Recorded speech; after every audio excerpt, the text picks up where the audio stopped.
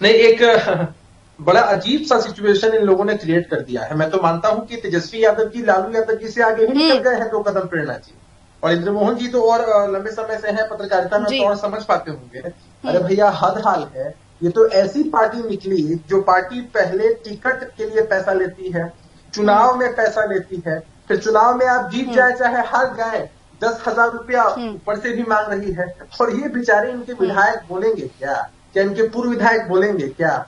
इनका दर्द तो इनके दिल के अंदर ही है, और हम लोग बेहतर समझ पाते हैं हम्म। क्योंकि हम लोग समाज में रहते हैं कि भाई पहले भी पैसा लिया। पता हम्म। है स्थिति कैसे बना दी है? आप लोग भी जरूर किसी न किसी ऐसे मंदिर में गए होंगे जहां जो प्रमुख पुजारी है वो तो चढ़ावा हम्म। देने के लिए कहते ही हैं, लेकिन जैसे ही हम लोग निकलते हैं ना, तो कोई किसी भगवान की मूर्ति लेकर बैठा होता है, कोई किसी भगवान की मूर्ति लेकर बैठा होता है। फिर हम जब बाहर निकलते हैं तो कोई भिखारी लाइन लगाकर बैठा होता है कि इसके नाम पर दे दे, उसके नाम पर दे दे, उसके नाम पर दे दे। तो ये लोग कुल मिला के इन लोगों ने वही स्थिति बना दी है कि किसी के भी नाम पर हो भैया दे दे, क्योंकि हमको सबसे जरूरी चीज पैसा ही चाहिए।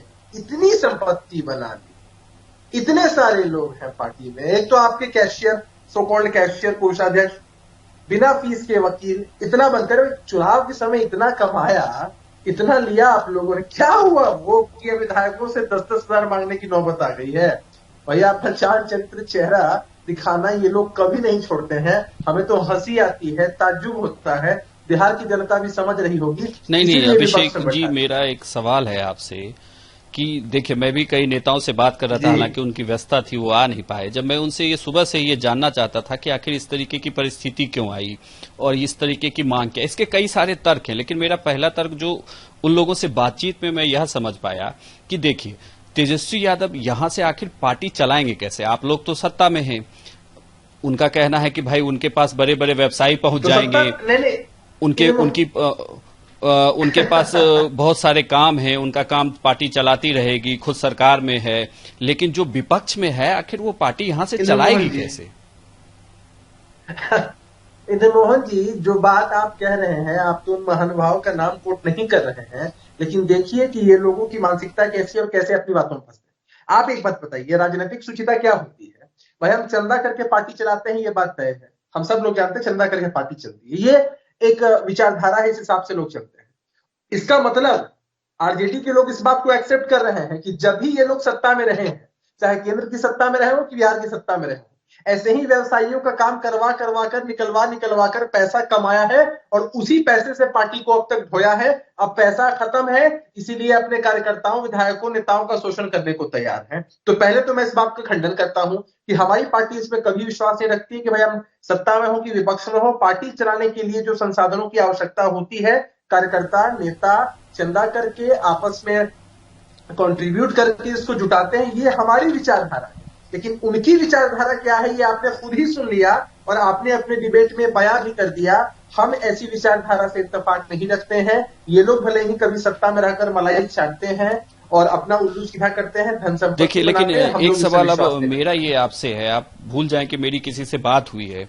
अभिषेक जी, इसमें एक पहलू ये भी है जी। कि देखिए, वो तेजस्वी यादव बिल्कुल ईमानदार होकर सामने आ रहे हैं और कह रहे हैं कि भाई पार्टी यहां से चलाने के लिए हमने चुनाव तो लड़ लिया, लेकिन यहां से पार्टी को आगे दिशा दशा देने के लिए हमें पैसे की जरूरत होगी। और जो विधायक, देखिए यह तो आपको मानना पड़ेगा कि सबसे बड़ी पार्टी बन के उभरे वो जरूर हैं राज्य में, तो जो पार्टी को आगे बढ़ाने के लिए या फिर से जनता के बीच जाने के लिए जिन संसाधनों की जरूरत है, उसके लिए अब यही विधायक जो है, जो इन्हें तनख्वाह मिल रही है उसमें से कंट्रीब्यूट करेंगे पार्टी फंड में। ऐसा तो है नहीं कि यह देश में पहली बार हो रहा है, लेफ्ट में तो ये होता ही रहा है। मतलब लेफ्ट की तो ये पूरी पॉलिसी रही है कि उनके सांसद, विधायक जो भी हैं, वो पार्टी फंड में पैसा जाता है, वहां से पार्टी तय करती थी कि पैसा किसके खाते में कितना जाएगा जरूरत के हिसाब से।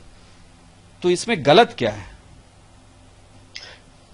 नहीं, देखिए, हम क्या कह रहे हैं, हम ये कह रहे हैं कि पूरी जनता जानती है कि तेजस्वी यादव जी ईमानदार नहीं है। ईमानदार होने का ढोंग करते हैं, नहीं तो इतनी कम उम्र में इतने सारे मामलों में आरोपित नहीं होते, कई मामलों में चार्जशीटेड नहीं होते। और दूसरी बात, इंद्रमोहन जी, मैं आपकी बात से इत्तेफाक रखता हूं।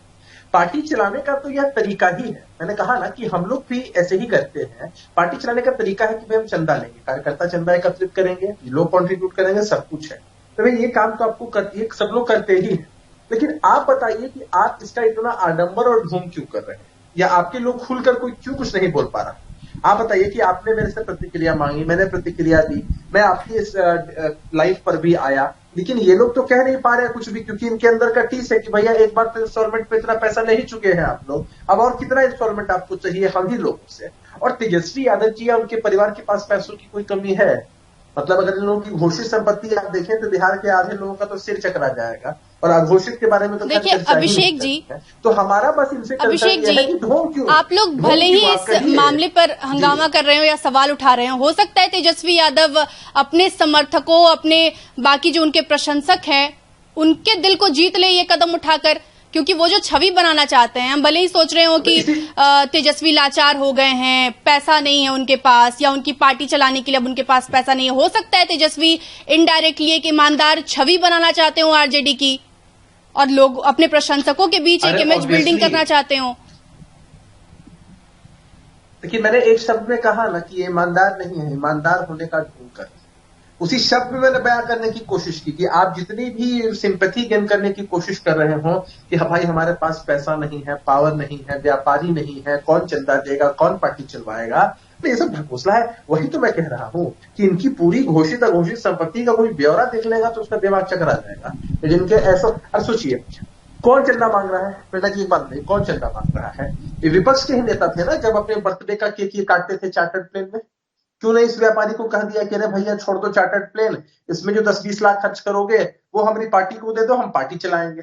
और टिकट के खरीद फरोख्त में जो इनके यहाँ लेन देन होता है, मैं चर्चा कर रहा था ना कि जो कैशियर रहे हैं, और वहां बिस्कोमान भवन के नीचे जो पैसा पकड़ाया था उसमें किसकी संलिप्तता क्या थी, जांच चल रही है, प्राइमा फेशिया तो सारी चीजें स्पष्ट हो ही रही है ना। तो भाई जो चार्टर्ड प्लेन में केक काटेगा किसी के भी चंदे से, आप विपक्ष के नेता थे, आप सरकार में नहीं थे आपके हिसाब से, या फिर जिसका ऐशो आराम आडंबर दिल्ली फार्म हाउस ये सब इतना कुछ होगा, प्रताप यादव जी का आप ऐशो आराम देखिए, 10-10 हजार क्या मांगेंगे आप ये समझिए कि 80 लोग जो 10-10 हजार देंगे, एक बार ये लोग कुछ भी नहीं करेंगे तो उसी से उतना पैसा आ जाएगा। तो ये सब सिर्फ सेंटिमेंटल गेम खेलने की इनकी तरफ से कोशिश है कि भाई जनता को ठगो, ऐसा इमोशनल ब्लैकमेल करो। अच्छा अभिषेक जी, आप प्रवक्ता हैं, मेरा एक सिंपल सा सवाल है, जो लोग देख रहे हैं, क्या आप बता सकते हैं कि जेडीयू पार्टी अपना खर्चा कैसे निकालती है? देखिए मैंने कहा ना, जैसे पार्टी के खर्चे और बाकी सब कुछ के बारे में आपको विस्तृत और एग्जैक्ट स्टेटस पार्टी के जो कोषाध्यक्ष जो इस मामले को देखते हैं वो बताते हैं। हम लोग प्राइमा फेशिया इस बात को समझते हैं कि भाई किसी पार्टी को अगर चलाना है और कहीं से कुछ खर्च करना है या कोई कार्यक्रम करना है तो कोई कार्यक्रम करना है। मान लीजिए कि किसी एक विंग को कार्यक्रम करना है तो उस विंग में बहुत सारे कार्यकर्ता होते हैं, नेता होते हैं, कोई 2000, 4000, 5000, 10,000 ऐसे करके कंट्रीब्यूट करता है और वो कार्यक्रम चलाया जाता है, वो कार्यक्रम आयोजित होता है। कहीं किराया देना है तो उसके हिसाब से लोग कंट्रीब्यूट करते हैं, हम आडंबर नहीं करते हैं। मनोज जी, हमने क्या कहा कि विस्तृत जानकारी, तो ये भी तो हो सकता है ना कि कोई बिल्कुल ईमानदारी से सामने आया है और अपनी चीजों को खोल कर कहे कि देखिए हमारे पास पैसे हैं नहीं, हमें जरूरत है पार्टी चलाने के लिए। अच्छा इंद्र मोहन जी, आप इतने वरिष्ठ हैं, आपने इतनी दुनिया देखी है, ईमानदारी से कोई 10,000 रुपया कौन मांगेगा? मैं मांग सकता हूं इंद्र मोहन जी, आप मांग सकते हैं इंद्र मोहन जी, हम लोग इतने बड़े परिवार से नहीं आते। अरे भैया, जो चार्टर्ड प्लेन में विपक्ष का नेता होकर बर्थडे का केक काटता हो, 10,000 रुपए की जरूरत है उसको, 10-10 हजार की जरूरत है पार्टी चलाने के लिए। अरे वैसे ही किसी आदमी से कह देगा तो क्या नहीं मिल रहा है इन लोगों को, और क्या नहीं मिला है, इतना जमीन, मकान, फ्लैट सब कुछ मिला ही ना है। टिकट के एवज में आज से इन लोगों पर आरोप लगते हैं कि कुछ था ही नहीं और कहीं से इनके पास जमीन चली आई, कहीं से जायदाद चली आई, प्रॉपर्टी क्लींच हो रही है इन लोगों की। इंद्र मोहन जी, इस पद्धति को मैं क्रिटिसाइज नहीं कर रहा हूं, जिम्मेदारी पूर्वक मैं आपको बताना चाहता हूं। I am not criticising their policy and their ideology of taking contributions from people. मेरा क्वेश्चन मार्क यही है कि मांग कौन रहा, but Abhishek Jha, my question, track record कैसा रहा है, हिस्ट्री कैसी रही? अभिषेक झा, मेरा सवाल ये है कि अगर मतलब मानिए कि अगर नीतीश कुमार कहें कि यहां से जेडीयू को आगे बढ़ाना है, क्योंकि नंबर तो आपके भी कम है, हमें जनता के बीच जाना है, हमारे कई सारे कार्यक्रम है, वो तो मैं देख रहा हूं कि आप लोग भी प्लानिंग कर रहे हैं कि खरमास के बाद बहुत कुछ होने वाला है, कई जोड़ तोड़ गुना भाग बहुत कुछ देखने को हमें भी मिलेगा, इंतजार है 14 जनवरी का हमें भी। लेकिन जब अगर वो कहते तो क्या यहां से इससे यह तय होता कि हम विधायकों से या नेताओं से या किसी मंडल अध्यक्ष से या ग्राम अध्यक्ष से पैसे की डिमांड कर रहे हैं? नहीं, देखिए जब पार्टी के राष्ट्रीय अध्यक्ष हो या किसी भी स्तर के अध्यक्ष हो, वो अपने कार्यकर्ताओं नेताओं से आग्रह कर सकते हैं कि भैया हमको सहयोग चाहिए अमुक काम के लिए, परिवार चलाने के लिए। मैं फिर स्पष्ट करूं कि जो ये तरीका है मैं उसके खिलाफ नहीं हूं, इसी तरीके से अधिकांश पार्टियां चलती।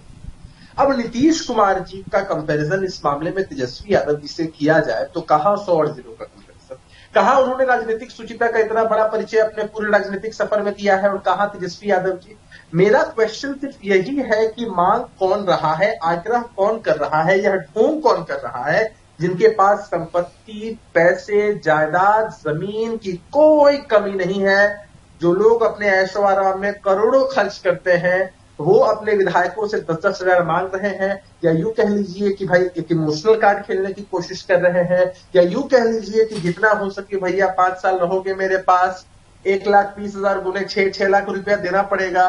तो सब आडंबर और एक पॉलिटिक्स का पार्ट है और दिक्कत है इस बात में, इसलिए उनकी तरफ से कोई नेता आकर प्रतिक्रिया नहीं दे रहा है। चलिए अभिषेक जी, आप तो कई टीवी डिबेट्स में जाते रहते हैं, आपको जाना भी है, लेकिन हमारे लाइव बुलेटिन की खासियत यही है कि हम डायरेक्ट जनता से जुड़ते हैं। हमारे दर्शक जो हैं वो लगातार सवाल करते हैं। आपका ज्यादा वक्त नहीं लेंगे क्योंकि आपने पहले ही कहा था कि मुझे जल्दी छोड़ दीजिएगा, तो आपकी बात रखी जाएगी। लेकिन हमारे एक दर्शक का सवाल भी ले लीजिए। एक दीपक रॉय हैं, कह रहे हैं कि जब बीजेपी बड़े बड़े कॉर्पोरेट हाउसेस से चंदा ले सकती है तो आरजेडी क्यों नहीं ले सकती है। हालांकि सवाल का जवाब आप दे चुके हैं, लेकिन वापस से दे देंगे तो बेहतर रहेगा जी। अरे मैं वही तो कह रहा हूं कि एक तरफ आरजेडी के लोग ये कहते हैं कि हम सरकार के पार्ट नहीं, हमको कौन चंदा देगा, है ना, और दूसरी तरफ आपको इतने बड़े बड़े कारोबारी आपको पैसा देते हैं, जमीन जायदाद लिखवाते हैं। किस हिसाब से, कौन से पार्टी के कार्यकर्ता थे एडीसी जरा बताइए जिनको इन लोगों ने राज्यसभा भेज दिया, या बहुत सारे ऐसे हैं, कोई एक मुस्लिम समुदाय से आते हैं, मैं उनका नाम भूल रहा हूं, जिनको उन्होंने एमएलसी बनाया, इतने बड़े कारोबारी हैं। बड़े एक से कारोबारी के साथ आप पर्दे के पीछे डील करते हैं, उनसे पैसा लेते हैं और पार्टी के उनके नेता होते हैं, उनके कार्यकर्ता होते हैं, डायरेक्ट राज्यसभा और एमएलसी बना दिए जाते हैं, और तब पार्टी सोचती है कि भाई हमको चंदा नहीं मिल रहा है। वो चंदा ही ना है, अब वो चंदा नहीं मानकर तेजस्वी यादव जी या उनका पूरा परिवार या उनके लोग अगर उसको अपनी संपत्ति का इजाफा करने में यूज करते हैं तो सर मुझे कुछ नहीं कहना है, मेरी जानकारी उस बारे में बहुत लिमिटेड है। लेकिन मामला बहुत साफ है कि आप लोग अचानक से किसी को लाते हैं और कुछ भी बना देते हैं। जेडीयू में किसके बारे में सुना है आपने, कितने बड़े कारोबारी को लाया गया और सीधा राज्यसभा भेज दिया गया। अरे यार, नेता ही कार्यकर्ता ही नेता बनते हैं, उनको ही आगे जाने का मौका मिलता है। तो इन सब बातों पर बहस अगर हम करें तो बड़ा लंबा हो जाएगा, तो मुझे अभी जाना है, इसलिए मैं आप लोगों से क्षमा प्रार्थी